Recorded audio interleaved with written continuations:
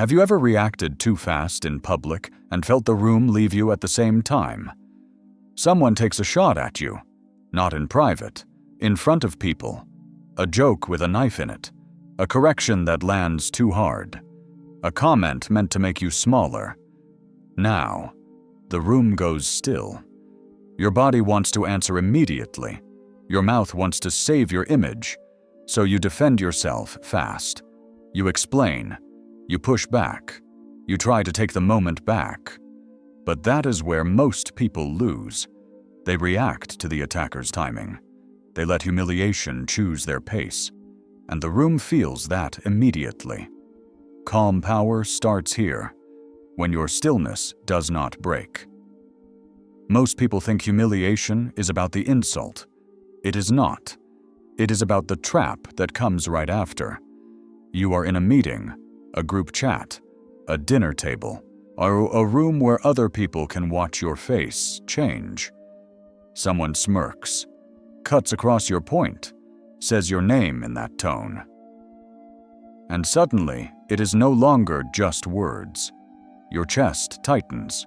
Your jaw gets ready before your mind does. You lean forward a little. Your voice wants to come out hotter than you planned. Because now it feels public. Now it feels urgent. Now it feels as if you do not answer fast. You lose. That is the pressure.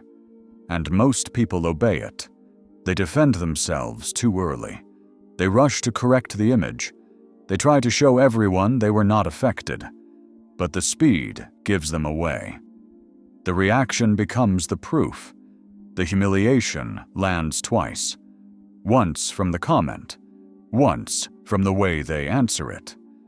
That is where power slips. And this is where most people lose the room. You are halfway through a sentence, and maybe in a meeting, maybe at dinner, maybe around people whose opinion suddenly feels heavier than it did 10 seconds ago. Then someone cuts in, not loud enough to look obvious, just sharp enough to make everyone feel it. They half smile. They say, "That's not really what happened." Or, "Come on, that's a little dramatic." Or worse, they laugh first. Now 2 people look up. 1 person looks down. And the air changes. You feel heat rise into your face. Your chest tightens. Your body wants to move before your mind is ready. So you do what almost everyone does. You defend yourself fast. You start explaining what you meant. You clean up your tone. You add context nobody asked for. You try to show the room that you are still in control. But your speed tells a different story. It tells them the comment got inside. It tells them your balance can be touched. It tells the attacker they chose the right pressure point. That is the trap. The humiliation was one moment. Your reaction made it a scene. And once it becomes a scene, the room stops asking whether they crossed a line. It starts by watching whether you can hold one. The first Stoic shift is small. Pain does not get to choose your tempo. Let the moment hit. Do not help it spread. And this is why it keeps happening. You think the problem was that one moment. It usually is not. It is the pattern people learn from you after moments like that. One person mocks you in public. You react fast. Next time, they push a little sooner. Another person interrupts you. You rush to explain. Now they know your rhythm can be broken. Someone throws a casual jab. You smile too quickly and defend yourself anyway. Now they know the joke still reached you. This is how humiliation becomes training. Not for you. For them. They start to notice something. You can be pulled. You can be sped up. You can be made to abandon your own pace. And people do not need to say that out loud to use it. They feel it. So the next test comes smaller, more subtle. A little comment, a look, a tone shift in front of others. Nothing huge. But your body remembers the old pressure. Fix it now. Clear it up. Do not let them think that. That inner rush is what keeps the cycle alive. Because every time humiliation gets to press a button, it learns where the button is. That is the invisible loss. You are not just reacting to one person. You are showing the room how quickly your calm can be negotiated. And once people sense that, respect gets thinner. As this is where the Stoic mind turns. Not every public hit deserves public movement. Not every jab deserves immediate defense. And not every silence means you are losing. Sometimes silence is the first sign that they did not get control fast enough. This is the part people miss. Public humiliation is never just between you and the person who said it. It is also between you and everyone watching. You answer too fast. You defend too much. You try to show the room that you are still solid. But the room is not only hearing your words. It is reading your state. They notice the faster tone. They notice the extra detail. They notice how you start speaking to recover instead of speaking because you choose to. And that changes your position immediately. The attacker looks relaxed. You look pulled in. That is a brutal shift. Because now the room no longer sees one person crossing a line. It sees one person controlling the pace and another person trying to get back under it. People may never say this out loud, but they feel it. They start interrupting you more easily. They push a little harder next time. Your confidence starts getting interpreted as sensitivity. Your defense starts getting remembered more than the insult. That is how one public moment becomes social information. The Stoic shift starts here. Stop performing stability. Hold it. Let the silence breathe for 1 second longer than feels comfortable. Let them sit with what they just did. Let the room see who moved first. Because when humiliation fails to speed you up, the whole social reading changes. Now they are not watching you unravel. They are watching you refuse the frame. And this is where it gets more expensive. The next humiliation usually comes when the room matters more. Your boss is there. Your family is there. Or one person is watching whose opinion can change what happens next. Now the comment lands harder.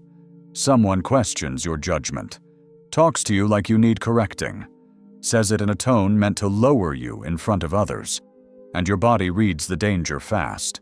Not just an insult, exposure. Now the urge gets stronger. Answer now. Do not let that sit. Do not let the room believe it. That is where people lose themselves. They try to look calm while reacting at full speed. They smile too tightly. They explain too much. They keep talking because silence suddenly feels risky. But under pressure, as the room sees one thing clearly, who can stay inside themselves when discomfort turns public? That is the real test. Not whether you can sound sharp, whether you can keep your pace when humiliation is trying to take it. Because once pressure speeds you up, it starts speaking through you. Then the room is no longer reading strength. It is a reading disturbance. The Stoic correction here is simple. When the stakes go up, do less. One breath, one still looks, one answer if needed.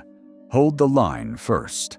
Then decide whether the moment deserves your voice at all. But the most serious damage happens after the room is gone. You leave the meeting. The call ends. The table clears. And the moment keeps going inside you. Not because they said something brilliant, because you broke your own center in front of it. That is the part that stings. You replay the tone, the faces, that half smile. The second, you felt your body rush ahead of your mind. Then the real conversation starts. Why did I answer like that? Why did I try so hard to fix it? Why did I give that moment so much of me?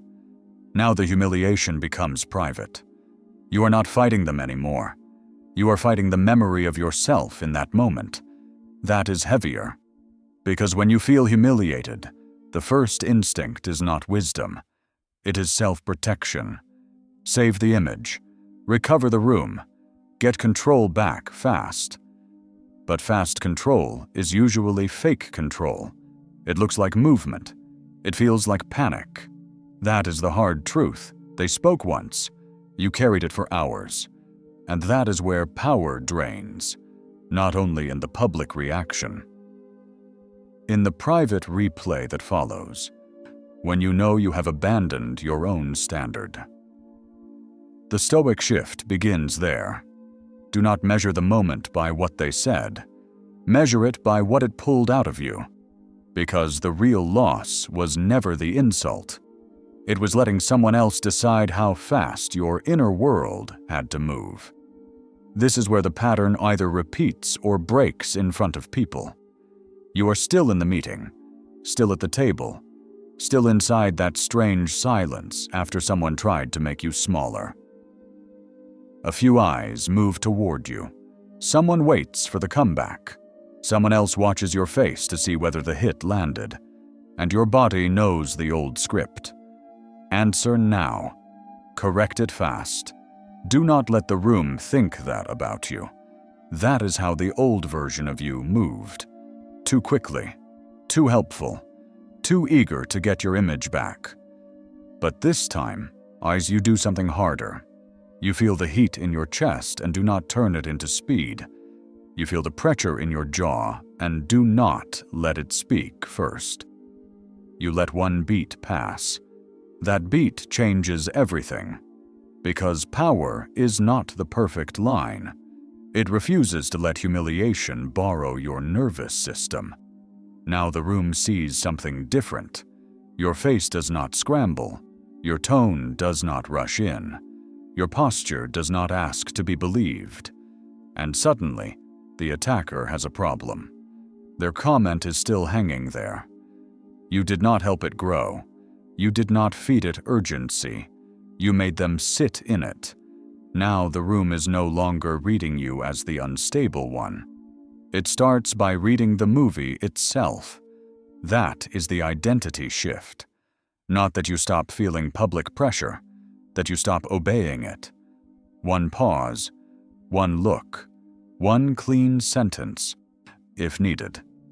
That is how your presence gets heavier. Humiliation loses force the moment it cannot make you immediate. And this is how the correction looks in real life. Not dramatic, not clever, not loud. The next time someone tries to humiliate you in public, the first win is invisible. You do not rush. They make the comment. The room shifts. A few people wait for your face to tell them what happens next. And this time, it does not. You breathe once. You keep your posture. You let the silence touch them too. That matters. Because most people break the silence to escape their own discomfort. Now you are no longer doing that. If a response is needed, it is short. Noted. That is your view. We can stay with the facts. Or simply, go on. Nothing extra. No defense. No emotional paperwork. That is the correction. Once you stop trying to clear your image for people who are watching your stability. You stop helping the attack grow legs. You stop volunteering your nervous system to the moment. And something changes immediately. The room feels less accessible to you. The attacker loses some momentum. The pressure that used to own you has nowhere obvious to land. This is the new standard. Not that humiliation never reaches you, that it no longer gets your instant obedience. They can try to provoke movement. They can try to force speed. They can try to make the room yours to fix. But now the answer is different. They do not get your reaction on demand. And that is where your power returns. Humiliation is not the moment they take a shot. It is the moment you let that shot decide your speed. That is the reframe. They wanted movement. And as they wanted proof, they got under your skin. They wanted your nervous system on display. Do not give them that. The strongest person in the room is not the one who answers fastest. It is the one who cannot be rushed into becoming smaller. They tried to embarrass you, but if your stillness stays intact, the room sees something else. Not weakness, not silence, control. They took their shot. What happens next is where your power lives.